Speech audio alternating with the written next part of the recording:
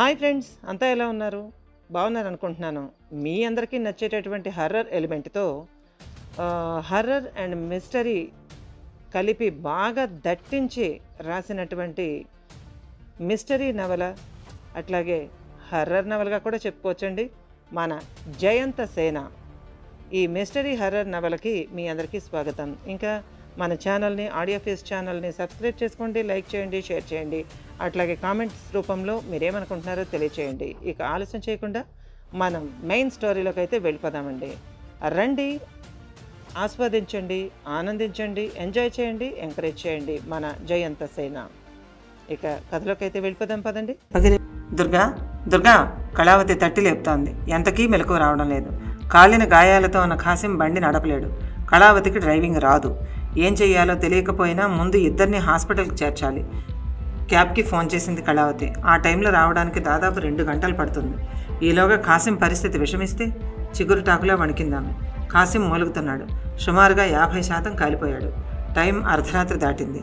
వర్షం తగ్గినా చలిగాలి బాగా వీస్తోంది. కాలిన గాయాలతో చలిలో నరకం అనుభవిస్తున్నాడు ఖాసిం. అదృష్టవశాత్తు అన్కాన్షియస్ కాలేదు. ఖాసిం ఖాసిం పదే పదే పిలిచిన మీదట పలికాడు. మనం అర్జెంటుగా సిటీకి వెళ్ళాలి. మీ వాళ్ళెవరు ఈ చుట్టుపక్కల ఉన్నారేమో చెప్పగలవా? తెలివి తెచ్చుకో ఖాసిం, ప్లీజ్. మనం బతకడానికి ఉన్న ఒకే ఒక్క అవకాశం అది. తెలివి తెచ్చుకో, చెప్పు నాయన. హిప్నటైజ్ చేస్తున్నట్టుగా అడగసాగింది కళావతి. పావుగంట తర్వాత నెమ్మదిగా కాలి బొబ్బలెక్కిపోయిన ఖాసిం చెయ్యి అతడి లాల్చీ జేబులోంచి చిన్న మందపాటి పుస్తకాన్ని బయటికి తీసి నజీర్ అని చెప్తూనే స్పృహ కోల్పోయాడు.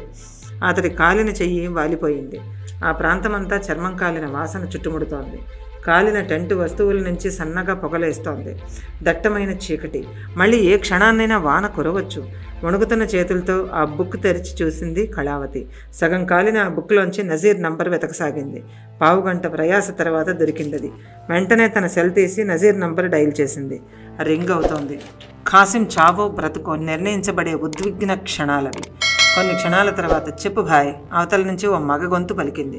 నజీర్, నేను ఖాసిం గురువుగారి భార్యని అంటూ గబగబా పరిస్థితిని వర్ణించింది. అవతల బిగుసుకుపోయాడు నజీర్. వస్తున్నాను మాజీ. టక్కున ఫోన్ కట్ చేశాడు. మళ్ళీ చేసి 13వ నెంబర్ మైలురాయి దగ్గర భాయ్ చెప్పింది కళావతి. ఊపిరి పీల్చుకుని మళ్ళీ దుర్గాదాస్కి తెలివి తెప్పించే ప్రయత్నంలో పడింది. ఎంతకీ మెలకువ రావడం లేదు దుర్గాదాస్కి. పావుగంట ప్రయత్నంలో మెల్లిగా కదిలాడు దుర్గాదాస్. తన భ్రమేమో అనుకుంది. ఆతృతగా దారికేసి చూస్తున్న కళావతి చెవికి దూరంగా జీపు శబ్దం వినబడి ప్రాణం లేచొచ్చినట్టు అయింది. దగ్గరగా ఆగిన జీపులోంచి ఎవరో దిగి ఖాసిం ఖాసిం అని అరుస్తున్న పిలుపులు చెవినబడ్డాయి. నజీర్ నజీర్, మేము ఇక్కడున్నాం గట్టిగా అరుస్తూ దారి వైపుగా పరిగెత్తింది కళావతి. ఆమె పిలుపుల్ని బట్టి చేరుకున్న నజీర్ అవాక్కైపోయాడు. భాయ్ భాయ్, ఏంటిది భాయ్? ఇలా జరిగిందేంటి? ఎలా జరిగింది మాజీ? ఇప్పటికీ ఆలస్యం అయిపోయింది. రండి, అబ్బాజాన్ని సాయం పట్టండి అంటూ కళ్ళు తుడుచుకుంటూ ఇద్దరిని జీపులోకి చేర్చే పనిలో పడ్డాడు నజీర్. కళావతి గుండెని అదుపులో పెట్టుకోవడానికి ప్రయత్నిస్తూ నజీర్కి సాయం చేయసాగింది. అరగంట తర్వాత జీపు హైదరాబాద్ కేసి శరవేగంతో దూసుకుపోసాగింది. కొద్ది గంటల తర్వాత సూర్యోదయం అప్పుడే అయ్యింది. ఆకాశం ఎర్రగా ఉంది. సహ్యజా నది పాయలో మోకాటిలోతున నీటిలో నిలబడి సూర్యుడికి అర్ఘ్యం ఇస్తున్నాడు గురురాజప్ప. స్వచ్ఛమైన మనసుతో మాత్రం కాదు, ఆనాడు ఆయన కళను సాకారం చేసుకోవాలని నిర్ణయించుకున్నాడు అతను. అందుకు తగిన శక్తిని ప్రసాదించమని తెల్లారగానే సంధ్యావందనాది ప్రక్రియలన్నీ పూర్తిగా వించుకుని నదీపాయిలో దిగి అర్ఘ్యప్రదానం చేస్తున్నాడు. సుకృతుడు గురువుగారి ముఖంలో వెలుగుని అబ్బురంగా చూస్తూ తాను ఓ 6 అడుగుల దూరంలో గురుపాదుక స్మరిస్తూ నీళ్లు అర్ఘ్యంగా ధారపోస్తున్నాడు. ఇంకా విద్య పూర్తి కాని విద్యార్థికి గురువే సమస్తమును. జన్మకారకులైన తల్లిదండ్రుల తరువాత స్మరించవలసినది ఆచార్యుడే. అందులోనూ శాస్త్రయుక్తంగా వేదవిధిని అనుసరించి గురు శుశ్రూష చేస్తూ విద్యని అభ్యసిస్తున్న విద్యార్థికి, అందున బ్రహ్మచారికి తారక మంత్రం గురుపాదుక ఒక్కటే. ఆ తర్వాతే మిగతా సాధన. గురువు ఆదేశమే దైవాజ్ఞ. సుకృతుడు ఆనాటికి ఎన్నేళ్ల నుంచి గురు శుశ్రూషలో ఉన్నాడో ఎవరికీ తెలియదు. అసలు వయస్సెంతో కూడా తెలియదు. కానీ గురువంటే ఉన్న గురి సుశ్రుతుడిని పాటలీపుత్రం నుంచి ఈ చివరికి లాక్కొచ్చింది. సుకృత గురువు గొంతు విని అలర్ట్ అయ్యాడు. ఆజ్ఞ గురుదేవా వినయంగా పలికాడు. దేవి అర్చనకు పుష్పాలు సమకూర్చినావురా అడిగాడు. చేసినాను, కానీ శతాబ్దిక పుష్పాల సంఖ్య రాను రాను తగ్గిపోవచ్చున్నది గురుదేవా. ప్రభు చెన్నకేశ్వర స్వామి, తల్లి మరకతరాజేశ్వరి సంతృప్తి చెందినట్లు పూర్వము వలే లేవు మెల్లిగా చెప్పాడు. గురురాజప్ప ముఖం చిన్నబోయింది. ఏమి సుకృత, పవిత్ర కావేరీ తనయ సహ్యజ పరివాహక ప్రాంతమనందు నేటికి శతాబ్దిక పుష్పములే కరువాయినా? ఏమి వింత! నేడు పుష్య పౌర్ణమి. సంగీత మందిరమున శతాధిక శతాబ్దిక పుష్పములతో తల్లి శారదను అర్చించి మరకతమణి దీప తోరణాలను వెన్నెల వెలుగుల చేత వెలిగించి ఈ రేయి మన జీవితమున సువర్ణాధ్యాయమునకు నాంది కావాలనని ఆశతో ప్రారంభము చేయదని అనుకొనిచుండగా ఏమీ అసందర్భ అశుభ ప్రలాపము.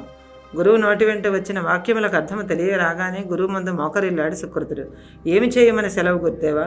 మీ ఆజ్ఞ నెరవేర్చుటే ఈ శరీరమున్నందుకు సార్థకత. అదే వినయంతో పలికాడు శిష్యుడు. సరే, మనము వెన్వెంటనే మైసూరు పాతకోటకు పోవాలి, రమ్మునాయన అని అతడి చేతిని అందుకుని క్షణంలో అదృశ్యుడయ్యాడు గురురాజప్ప. ఆ మరుక్షణంలోనే అక్కడికి పరుగున వచ్చింది గురుపత్ని సుభద్ర. ధ్యాన సమాధి చెదిరిపోగా రాగల విపత్తును తెలుసుకున్నదై వాయు వేగంతో వచ్చింది ఆమె. కానీ మనోవేగం ముందు ఆమె కాస్త ఆలస్యమైంది. గురురాజప్ప ఆసరికి అదృశ్యుడైనాడు. సుకృతుడి జాడ కూడా లేదు. క్షణంలో కన్నులు మూసుకొని జరిగిందేమిటో గ్రహించుకున్నది. చిగురుటాకులాగా కంపించిపోయింది సుభద్ర. ఇక వ్యవధి లేదు. నిల్చున్న చోటు నుంచి కదలబోయింది. సంకల్ప బలం చేత అదృశ్యరాలవ్వాలని భావించింది. మంత్రం జ్ఞప్తికి రాలేదు. మెదడు స్తంభించింది. కాళ్ళు కదల్లేదు. స్వరపేటిక మొరాయించింది. ఆమె కాళ్ల వైపు నుంచి బలమైన శక్తి ఏదో నరాల్ని గుంజుతున్నట్టుగా, అన్ని ఎముకల్ని కండరాల్ని గుప్పిట పెట్టి భూమిలోకి లాగుతున్నట్టుగా, ఏదో బరువు కింది నుంచి ఆమెను ఆకర్షిస్తున్నట్టుగా అనిపించసాగింది. సుభద్రకి అర్థమైపోయింది, తనని ఏదో శక్తి నిర్వీర్యం చేసి బంధిస్తున్నది.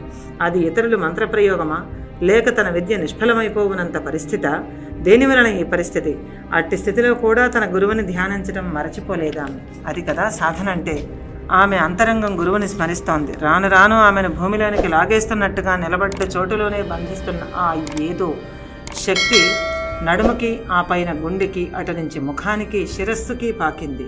ఆమె శిఖ ప్రాంతంలో గిర్రన తిరుగుతూ విశ్వంలోని కాస్మిక్ పవర్ని శరీరమంతా నింపుతూ జాగృతమై ఉన్న ఆమె సహస్రార చక్రం ఆ శక్తికి వశమైపోయినట్టుగా సూర్యుడిని మబ్బుతెర కమ్మినట్టుగా మాసిపోయింది. అంతే.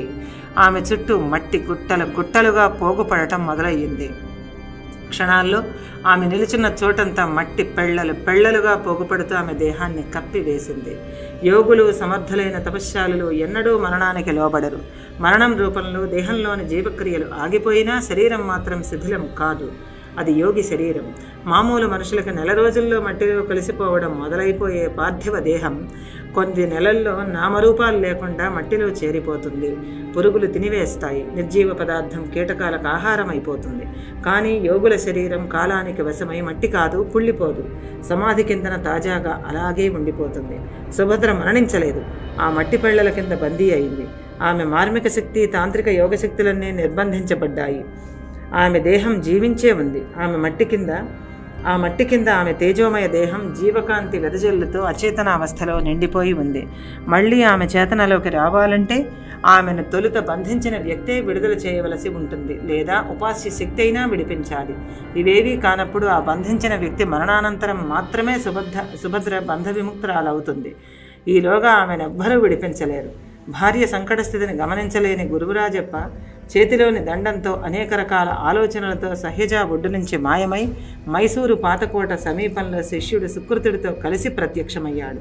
సుభద్ర మట్టి కింద అచేతనావస్థలోకి చిక్కిపోగానే గాలిలో వికటంగా నవ్వుతూ అక్కడికక్కడ ప్రత్యక్షమయ్యాడు గురురాజప్ప చిరకాల ప్రత్యర్థి చండముఖి. ఆ మట్టి పోగును కాలితో తన్నుతూ వికటాట్టహాసం చేస్తూ పెడబొబ్బ పెట్టి మాయమైపోయాడు మంత్రతంత్రవాది చండముఖి. ఇంకా ఉంది.